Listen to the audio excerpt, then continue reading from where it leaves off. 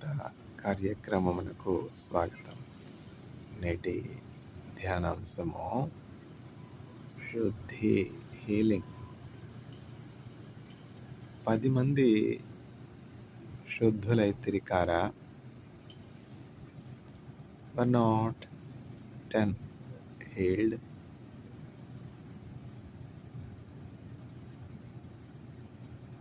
దేవ సంస్తుతి చేయవే మనసా,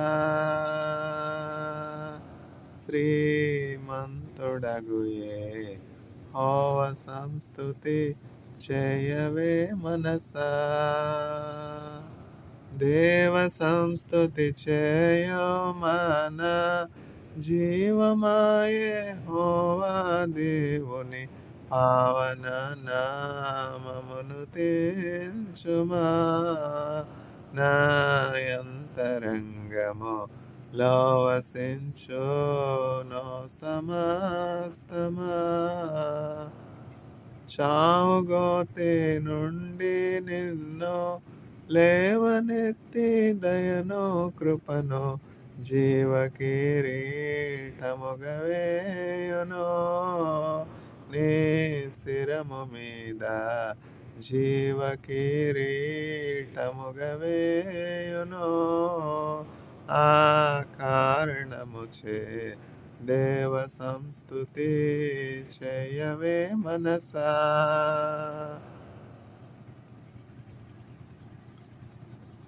యౌవనంబో పక్షిరాజు యౌవనంబో వలెనే క్రొత్త యౌవనంబై వెలయునట్లుగా మేలిచ్చి నీదో భావమును సంతుష్టిపరచెనుగా.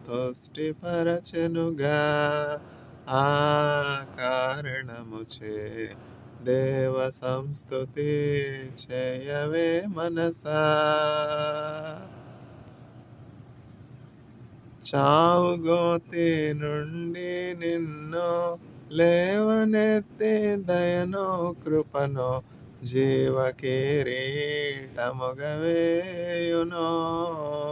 నీ శిరము మీద జీవ కిరీటముగా వేయును. ఆ కారణముచే దేవ సంస్తుతి చేయవే మనసా.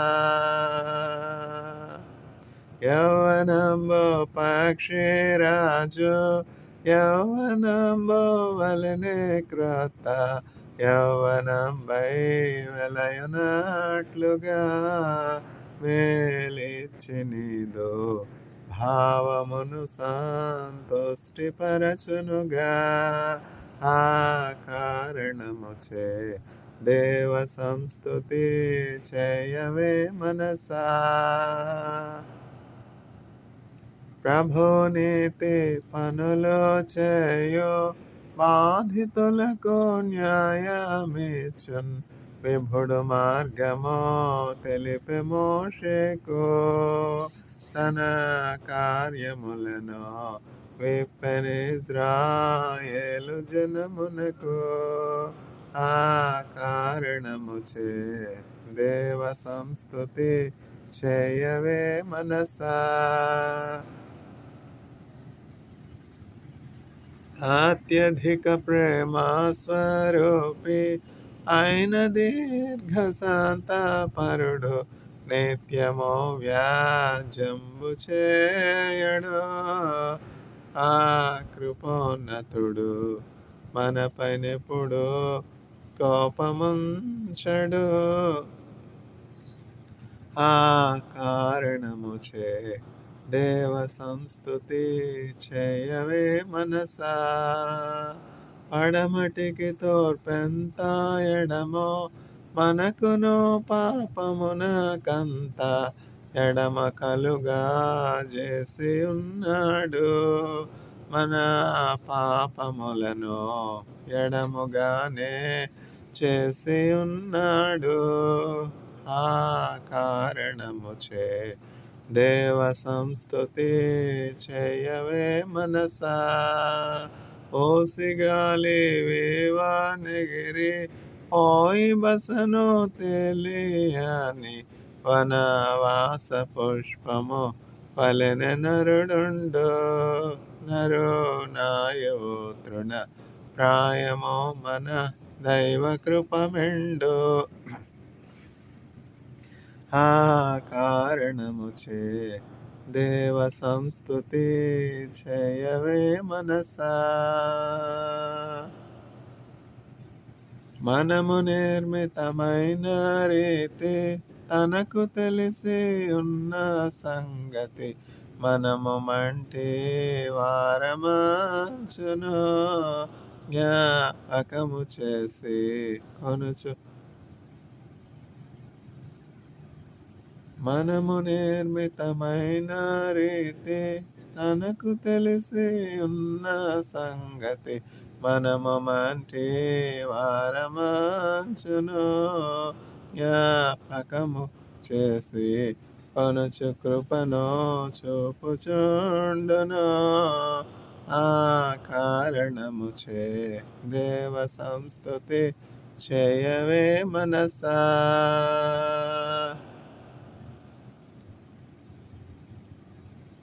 దేవుడు చేసినటువంటి మేలులు అన్నడు కూడా మనం మర్చిపోకూడదు.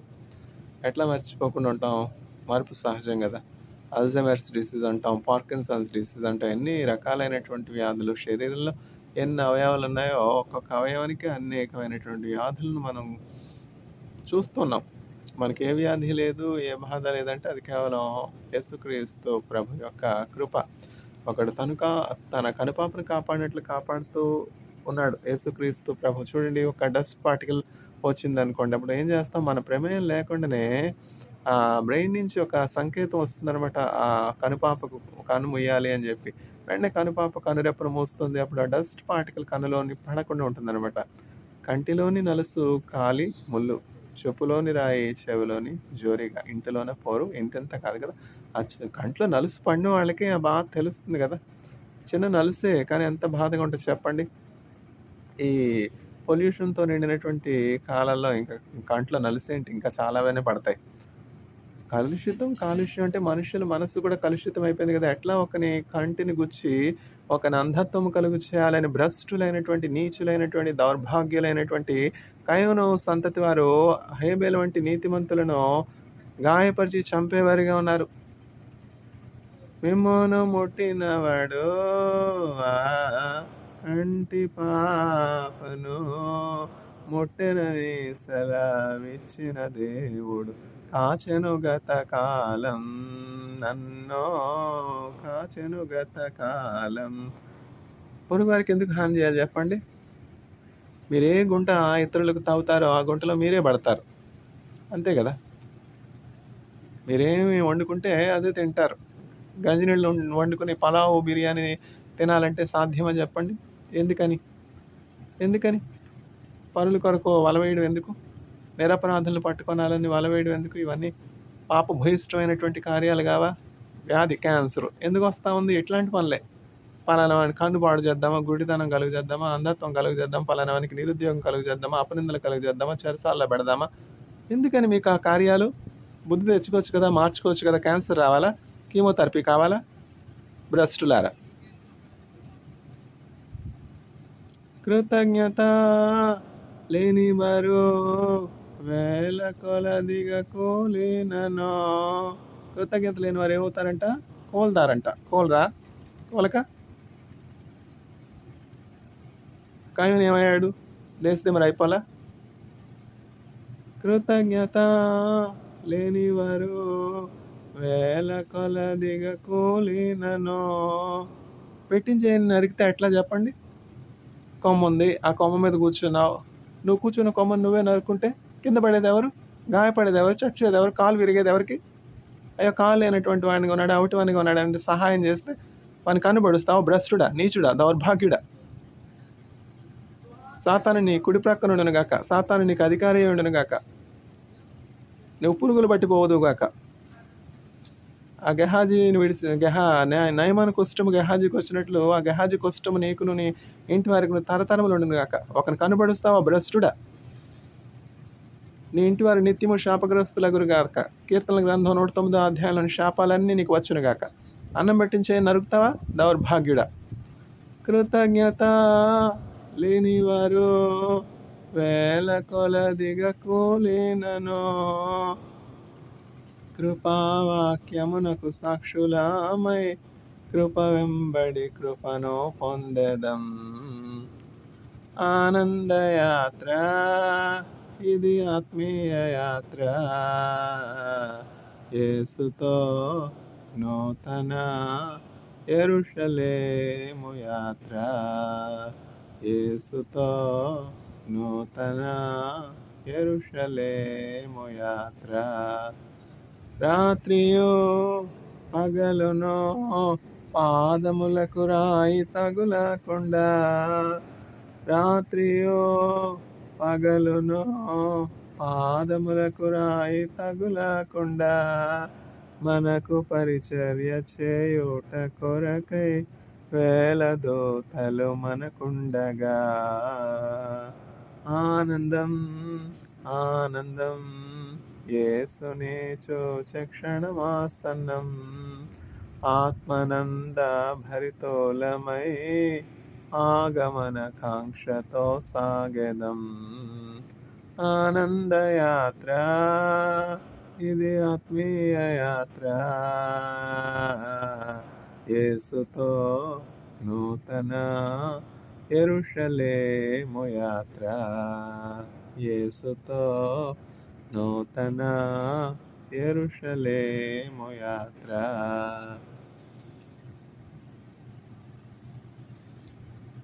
పొందుకున్నటువంటి మేలు అన్నడు కూడా మర్చిపోకూడదు.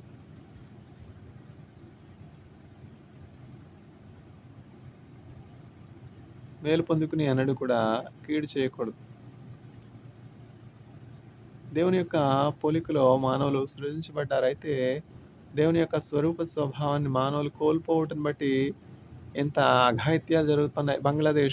బంగ్లాదేశ్లో ఏం జరిగింది? ఎంత ప్రమాదం.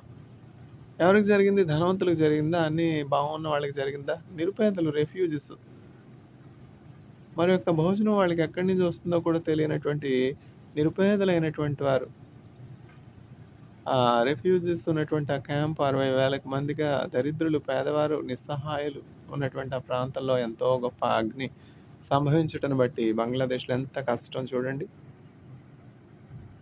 Man made calamities, natural calamities, climate change, environmental pollution, poverty, ఇవన్నీ సరిపోవన్నట్లు మనం పొరుగు వారికి కూడా హాని చేయడానికి, బాగున్నటువంటి వాళ్ళని, పచ్చగా ఉన్నటువంటి వాళ్ళని పాడు చేయడం ఏంటి చెప్పండి? భార్య భర్తలు చక్కగా ఉన్నారు, పిల్ల పాపాలతో ఉన్నారు, చూసి సంతోషించు.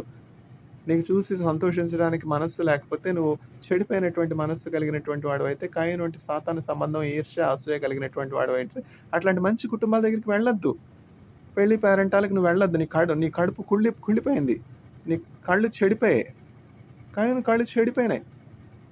దేవుడు హేబేలు అర్పణ అంగీకరించాడు, నా అర్పణ తృణీకరించాడు. ఎందుకు తృణీకరించాడు? నువ్వెందుకు తృణీకరించబడ్డావు? నువ్వెందుకు వెలివేయబడ్డావు? అవుట్స్కట్స్లో నువ్వెందుకు నెట్టివేయబడ్డావు? నువ్వు కుష్టము కలిగినటువంటి దానవు, దేవుని మీద తిరుగుబాటు చేసినటువంటి దానవు, దేవుని సేవకుడైనటువంటి మోషే మీద గయ్యాళిగా నోరు జాడించిన దానవు. ఏం జరిగింది? కుష్టి వచ్చింది కదా. దేవుని సేవకులు ఏమైనా పాడైపోయారా? మోషే మీద కాని మాట పలికినందుకు దేవుడు మిరియాం మొక్క మీద ఉమ్మాడు. మిరియాం ఏమైనా సామాన్యమైనటువంటి స్త్రీయా? మోషేకి చెల్లిగా? మోషేకి అక్క కాదా? మోషే అక్కే, మిరియాం. అయితే మోషేకు విరోధంగా మాట్లాడినందుని బట్టి దేవుడు కోపగించి శిక్ష విధించలేదా? దేవుడు ఉమ్మాడు అంతే. మిరియాం మొక్క మీద ఉమ్మినప్పుడు ఆ ఉమ్మ ఏం జరిగింది? కుష్టంగా మారిపోయింది. కుష్టం కావాలా నీకు? ఇతరులు కళ్ళు పడుస్తావా? నీచుడా, దౌర్భాగ్యుడా, భ్రష్టుడా? ఇతరులకు హాని యోసిస్తావా? నువ్వు తవ్వుకున్నటువంటి గుంట్లో నువ్వే పడతావు. మిరియాముకి ఏ కుష్టమైతే వచ్చిందో, అవుట్స్కట్స్కి ఎట్లా తోలివేయడు ఉందో, నెబుకద్నెజరు ఎట్లా అరణ్యం పాలైనాడు, నువ్వు కూడా అట్లాగనే ఆ శాపాలన్నీ నీ మీదకి వస్తాయి. దేవుని సేవకులంటే మాటలు అనుకుంటున్నావా? మిమ్మును ముట్టినవాడు కంటి పాపను ముట్టెనని సెలవిచ్చిన దేవుడు, కాచెను గత కాలం ఎప్పుడు కూడా చిన్న పిల్లవాని మనస్సు నేను కలిగి ఉన్నాను. కీడు చేసినటువంటి వారిని శపించడం, దూషించడం ఎన్నడూ చేయలేదు. ఒక ప్రీచర్గా గద్దిస్తున్నాను. నువ్వు కూర్చున్న కొమ్మను నరుక్కోవడం అంటే బుద్ధిహీనత కాదా? సాతానుడు నిన్ను వాడుకోవట్లేదా? సాతాను దూతగా నువ్వు పని చేయట్లేదా? నాశనమే నీ అంతం, పాతాళమే నీ అంతం. ఇది గద్దింపు, హెచ్చరిక. ఏం జరుగుతుంది? అక్కడ హై వోల్టేజ్ వైర్ ఉంది, కేబుల్ ఉంది, అక్కడికి వెళ్ళకూడదు, ముట్టుకోవద్దంటే ముట్టుకున్నావు, చావలేదా? చేస్తావు. మామూలు చావు కాదు, కుక్క చావు చేస్తావు. నీచుడా, భ్రష్టుడా, దౌర్భాగ్యుడా. పచ్చని కుటుంబాలను పాడు చేసేది, బాగున్నటువంటి వాళ్ళని చూసి ఓర్చుకోలేక కీడు చేసేది. ఎందుకని? కోరాహు వాళ్ళు చావడానికి కదా. చచ్చాడు కదా కోరాహు. ఎట్లాంటి చచ్చాడు? కుక్క చావు చచ్చాడు. భూకంపం వచ్చింది, భూమి నెరవేర్చి మింగేసింది. నువ్వు కూడా అలా చావాలా? దిద్దుకోరాదు? బుద్ధి కలిగి ఉండరాదు? ఎందుకని ఇతరులకు నువ్వు కీడు యోచిస్తా ఉన్నావు? ఎందుకని ఇతరులకు నువ్వు హాని యోచిస్తా ఉన్నావు? జాగ్రత్త. దేవుని ఉగ్రత నీ మీదకి రాకముందే నీ ప్రవర్తన, నీ నడవడి, నీ బుద్ధి మార్చుకో. లేకపోతే సిద్ధంగా ఉండు. ఆ కోరహ అంతమే నీ అంతం, ఆ గెహాజీ అంతమే నీ అంతం. బైబిల్లో దృష్టాంతాలన్నీ లేవా? మళ్ళా నీకు వస్తే కానీ మారవా?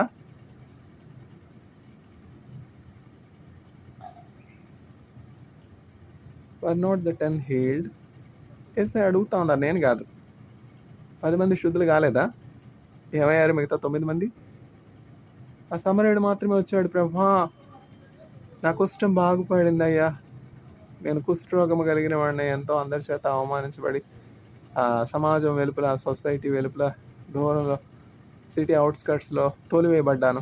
నా కుష్టం చూసి నువ్వు జాలిపడి నా కుష్టాన్ని స్వస్థపరిచావు నాయన. ఇప్పుడు నేను నా కుటుంబంతో చక్కగా కలిసి, అందరితో కలిసి ఈ ఊర్లో జీవించడానికి అర్హత పొందుకున్నాను. అనర్హుడినైనటువంటి, అయోగ్యుడినైనటువంటి, వ్యాధిగ్రస్తుడినైనటువంటి, అందరి చేత వెలివేయబడినటువంటి నన్ను బాగు చేసే వేసయ్యా. ఈ స్వస్థత నీ వల్లే కలిగిందని ఒక కుష్ఠరోగి, 10 మంది వచ్చారు. 10 మంది కుష్ఠరోగులు వచ్చారు. Birds of same feathers fly together కదా. కుష్టి వాళ్ళందరూ ఒక గ్రూప్ అనమాట. భిక్షగాళ్ళందరూ ఒక గ్రూపు, దొంగలందరూ ఒక గ్రూపు, ఇతరులకు హాని చేసే వాళ్ళందరూ ఒక గ్రూపు. ఇవి ఉంటాయి కదా, రోమ్ గ్రూపు. ఇంకేం గ్రూప్స్ ఉన్నాయి? ఇంకా చాలా గ్రూప్స్ ఉన్నాయి. ఈ 10 మంది కుష్ఠుల గ్రూపు రోమ్ గ్రూప్ లాగా ఏసై దగ్గరికి వచ్చారు. ప్రభా, మేము కుష్ఠరోగంతో బాధపడుతున్నాం, మీ చిత్తం అయితే ప్రభా నన్ను స్వస్థపరిచాయి. 10 మంది వేడుకున్నారు. నీచ స్థితిలో ఉన్నారు, అధమ స్థితిలో ఉన్నారు, వెలివేయబడ్డారు, అవుట్స్కట్స్ తోలివేయబడ్డారు అని జాలిపడి కరుణ చూపించి యేసుక్రీస్తు ప్రభు ఏం చెప్పాడు? మీరు యాజకుని దగ్గరికి వెళ్ళి కనపరుచుకొని కానుక సమర్పించుకొనడి అని చెప్పారు. అంతే యేసయ్య. వాళ్ళ మార్గంలో యేసయ్య మాట విని ఆ యాజకుని దగ్గరికి, దేవుని ఆలయం దగ్గరికి వెళుతున్నప్పుడు ఈ కుష్ఠము కలిగినటువంటి రోమ్ గ్రూప్ వంటి మనుషులందరూ కూడా స్వస్థత పొందుకున్నారు. అప్పుడు వారి పాపాలన్నీ కూడా యేసుక్రీస్తు ప్రభు తీసుకున్నారనమాట. వాళ్ళు పరిశుద్ధులు ఏం కాదు. వాళ్ళు చేసినటువంటి పాపాలు అన్నీ కూడా యేసుక్రీస్తు మీద పడ్డాయి. అందుకని యేసయ్య సిలువ వేయబడ్డారు. మన అతిక్రమలను బట్టి ఆయన గాయపరచబడిన, మన సమాధానార్థమైన శిక్ష ఆయన మీద పడెను. ఆయన పొందిన దెబ్బలను బట్టి మనకు స్వస్థత కలుగుతున్నది. యెషయా గ్రంథం 53వ అధ్యాయంలో చెప్పినవన్నీ కూడా యేసయ్య సిలువలో నెరవేర్చారు. ఆ 10 మంది కుష్ఠరోగుల యొక్క పాపములన్నీ కూడా యేసుక్రీస్తు ప్రభు భరించుటను బట్టి వారికి స్వస్థత కలిగింది. అయితే ఆ 10 మందిలో ఒక్కరే వెనక్కి తిరిగి వచ్చారు. మిగతా 9 మంది ఎక్కడికి వెళ్ళారో పరారైపోయినారు. కృతజ్ఞత లేనటువంటి వారిగా ఉన్నారు. మరల ముఖం చూపించలా. ఆ 10 మందిలో ఒక్క వ్యక్తి వచ్చి, ప్రభా, నేను కుష్ఠంతో బాధపడతా ఉన్నాను. ఆ రోమ్ గ్రూప్ లాగా మేమందరం కూడా 10 మంది ఒక గ్రూప్లో ఉండిన వారము, అందరి చేత వెలివేయబడినటువంటి వారు, సమాజం సిటీ అవుట్స్కట్స్లో ఉండే వారము, మమ్మల్ని ఎవరు కూడా రానివ్వలేదు. మా వ్యాధిని బట్టి, మా తెగుల్ని బట్టి నువ్వైతే ప్రభా మమ్మల్ని స్వస్థపరచావు నాయన. వేలాది స్తోత్రములు ప్రభా, జీవితకాలం అంతా నీకు రుణస్తుండే అంటాను నాయన అని కృతజ్ఞత చెప్పుకుంటే యేసయ్య అడుగుతున్నారు. మిగతా 9 మంది ఎక్కడా? 10 మంది కాదా శుద్ధి పొందింది? ఈ సమరయుడైన దేవుని స్తుతించేది?